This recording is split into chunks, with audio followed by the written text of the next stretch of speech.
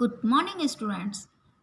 बेटा, आज मैं आपको आपकी पाठ्य पुस्तक वसंत के पार्ट 12 कंचा समझाऊंगी। ओके, तो ये चैप्टर की इस पूरे चैप्टर की आपको समरी में समझाऊंगी। समरी आपको पता ही होगा, पाठ का सार। तो समझाना स्टार्ट करती हूँ बेटा। इसमें एक बच्चा होता है अप्पू, जो कंचों के प्रति वो बहुत ज़्यादा आकृष्ट होता है, यानी कंचे उसे अपनी तरफ खींचते हैं। तो पूरा चैप्टर उसी पर ही है। अप्पू अपना बस्ता लेकर स्कूल जा रहा था।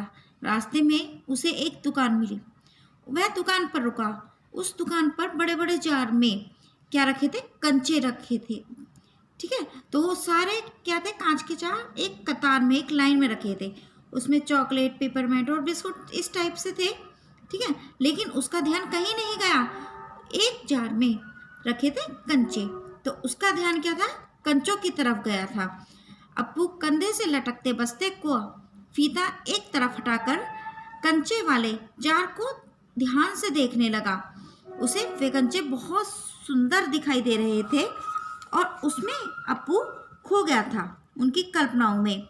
और उसे ऐसा लग रहा था जैसे जार जो है एक बहुत बड़ा आसमान की तरह हो गया है और वह उस जार के अंदर चला गया है। कल्पना में वह कंचों से खेलने लगा।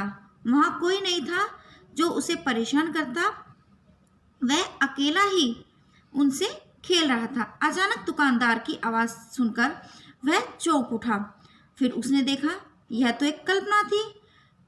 जार पहले जैसा रखा था ऐसा ही है, कंचे उसमें हैं।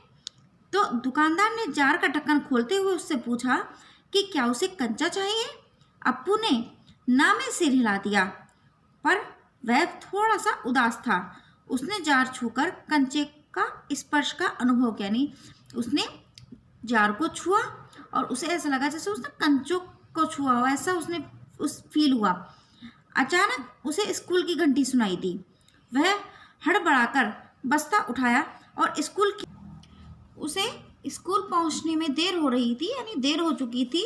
वह अचानक चुपचाप क्लास में अपनी पीछे वाली बेंच पर जाकर बैठ गया। उसने एक नज़र सब तरफ देखा और पाया कि सभी अपनी अपनी जगह पर थे। रमन, मल्लिका, अम्मू सभी थे वहाँ पर, लेकिन जॉर्ज कहीं नहीं था। अप्पू को मालूम था कि एकमात्र जॉर्ज ही सबसे अच्छा कंचे का खिलाड़ी है। वह कंचे के खिलाड़ी को देखना चाह रहा था जो उसे सिखा सकता था। अप्पू सोचने लगा, आखिर जॉर्ज आज क्यों नहीं आया। तभी उसे याद आया, उसे तो बुखार हो गया था। इसकी सूचना रमन ने उसे पहले दे दी थी, किंतु उसे याद नहीं था। अप्पू का दिमाग इन्हीं बातों में समय उलझा हुआ था। तो टीचर जो थे वो एक रेलगाड़ी का सबक पढ़ा रहे थे, यानी रेलगाड़ी के बारे में बता रहे थे। वे रेलगाड़ी के हर हिस्से के बारे में बच्चों को बता रहे थे, लेकिन अप्पू फिर कांच के जार में खो गया। वह जार में रखे तरह तरह के कंचों के बारे में सोचने लगा। मास्टर जी को समझते देर नहीं लगी कि अप्पू का ध्यान कहीं और था। कक्षा में तो बिल्कुल नहीं। वे गुस्से में अप्पू के पास आकर खड़े हो गए। अप्पू घबरा गया। मास्टर जी ने उससे पूछा कि अभी वे किसके बारे में बता रहे हैं। अप्पू ने डरते डरते जवाब दिया, कंचे के बारे में।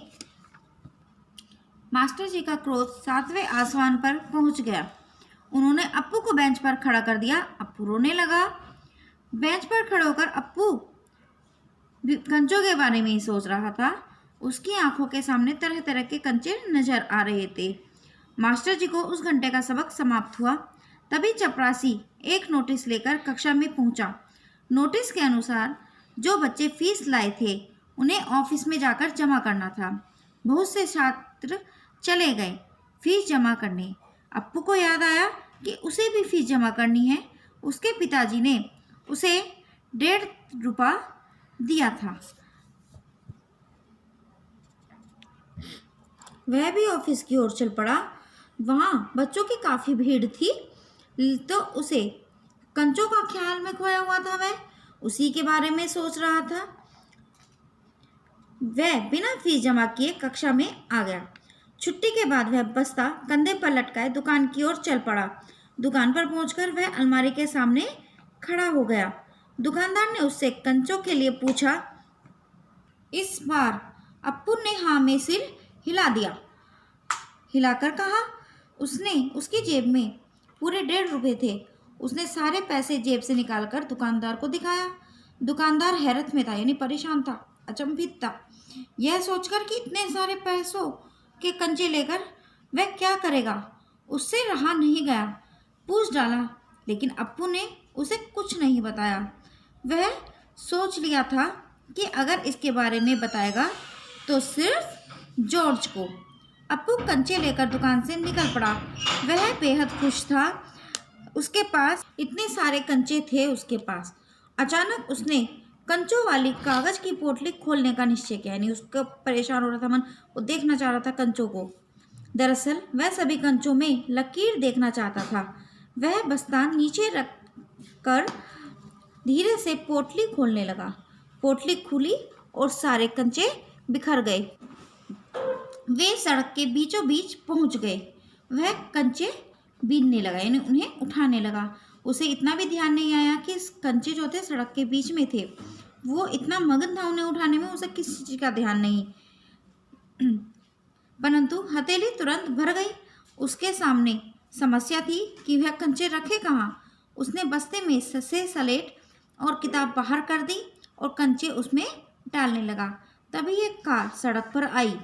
ड्राइवर अप्पू को सड़क के बीचों बीच देखकर कार में ब्रेक लगाया।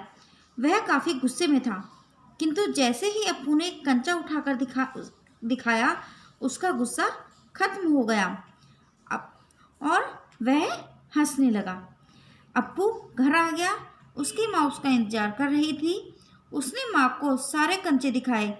माँ हैरान रह गई इतने सारे कंचे देखकर, लेकिन अप्पू बहुत खुश था। ओके बेटा, इसमें आपको सारा एक्सप्लेनेशन मैंने दे दिया। अब आप इस चैप्टर की रीडिंग करोगे। ओके।